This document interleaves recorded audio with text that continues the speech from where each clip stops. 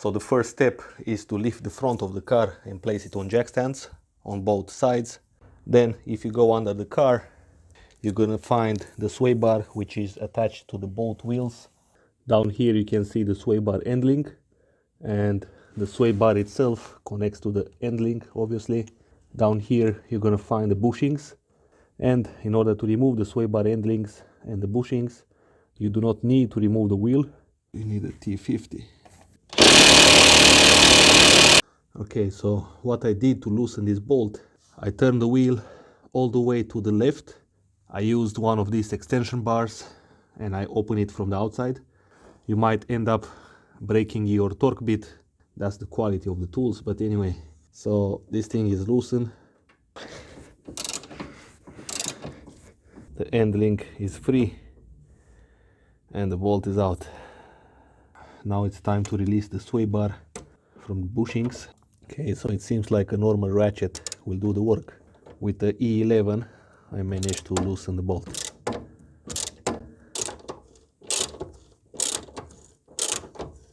Now this side, as you can see, this side is loosened, both from the end link and from the bushings. Now we gotta do the same thing on the other side, release it from the end link and from the bushing as well. If you have a closer look, it looks like somebody already changed this bolt because it was rounded up, I guess. On this other side, we've got a regular E11.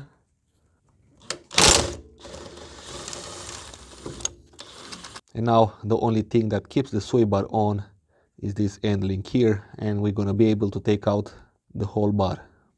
All right, so finally the sway bar is out. As you can see, we've got the bushings, which are warmed up. These end links will not pass the inspection in most of the countries, so these definitely needs to be replaced. So in order to take out this bushing, you gotta remove the end link first. So as you can see, I had to cut this end link because otherwise it doesn't come out. And it's much easier actually to install the new one. This sway bar is ready to get the new link. Now let's remove these bushings.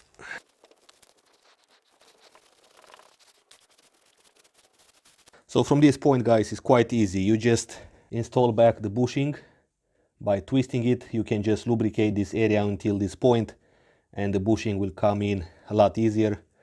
And then with a rubber hammer, you can smash the end link on top here and it will go in a lot easier. Okay guys, so from this point, you can just install it back. I'm not going to show it to you because it's extremely challenging to film while working under the car. The most difficult part of this job is to release those bolts from the end links, which can be very rusted and you can easily round them up. So be very careful with that, be prepared with the tools you need.